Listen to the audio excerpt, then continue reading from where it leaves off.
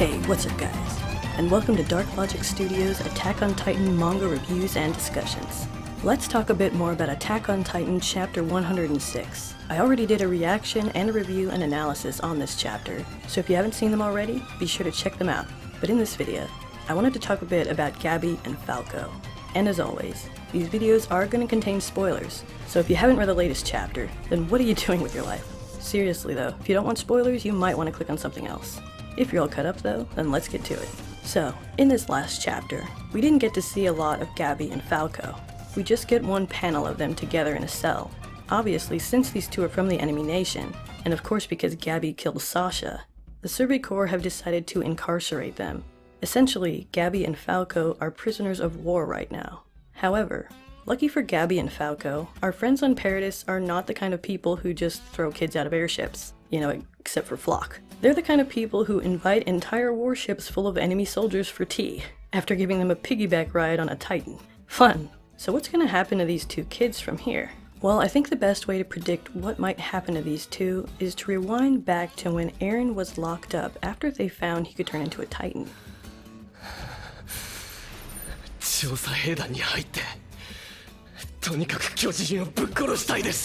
We all know that history repeats itself in this manga, and Isayama likes to draw lots of parallels between certain characters. Eren and Gabi are two of these characters. We've already seen the beginning of Gabi's story, which of course is not dissimilar to Eren's.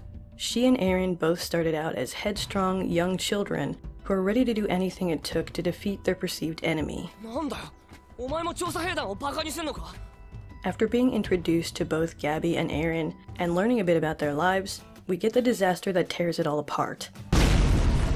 So, if we continue on this path of parallels, what exactly can we expect from Gabi's character in the future? In the first season of Attack on Titan, after Eren's hometown was destroyed and his mother killed, he made a vow to kill all the Titans, or rather, destroy the enemy that took everything from him, which as we know now, didn't turn out to be Titans at all. With Eren, the realization that the Titans were actually humans did not deter him from remaining steadfast in his goals. So will it be the same for Gabi?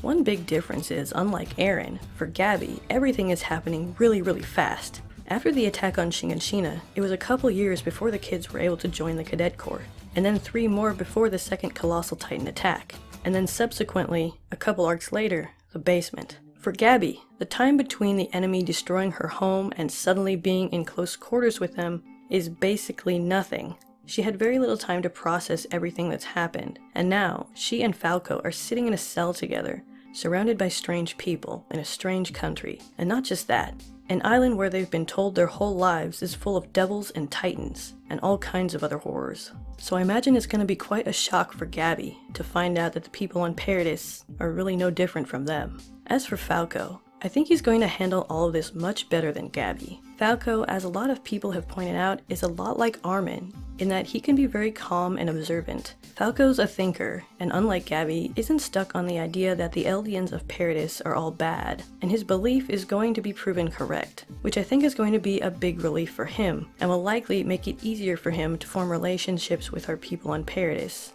Gabi, on the other hand, is going to have to take some time to reconcile the fact that everything she's ever been taught, everything she's based her entire life's decisions on, was all a big fat heaping pile of bullshit. So how are Gabi and Falco going to deal with all this?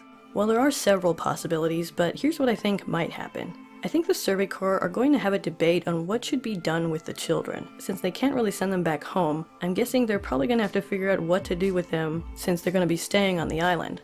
I suppose they could try to send them back using one of their ally ships, but it could still be risky, as Marley is probably on high defense right now for anything that might come from the direction of the island. They could just keep them incarcerated, but they are just kids, and I can't see our characters wanting to torture or torment these two for getting involved, and it seems that Eren is taking the brunt of the blame for Sasha's death anyway.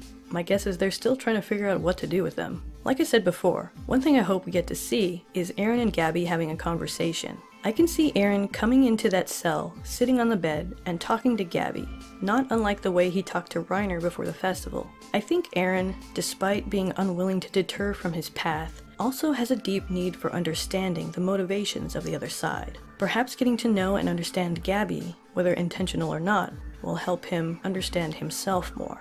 But of course, I can also see Falco forming a kinship with Armin and the rest of the Survey Corps.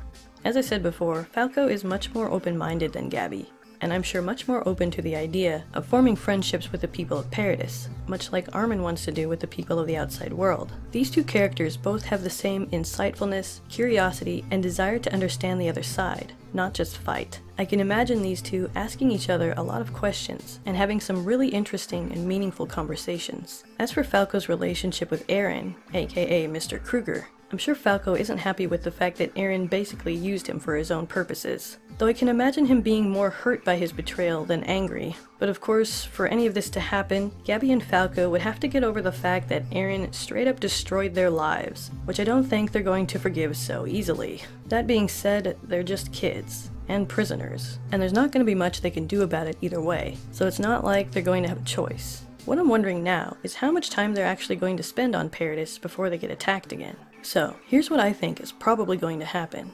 I think that in general, over a period of time, before Marley and the world retaliates, Gabby and Falco are going to get a chance to get to know our characters. I can imagine the Survey Corps taking Gabby and Falco under their wings, so to speak, much like Levi did after it was discovered Eren could turn into a Titan. We can probably expect to see Gabby and Falco dusting and sweeping, possibly resentfully, with handkerchiefs on their heads at some point, just like Eren had to at the castle.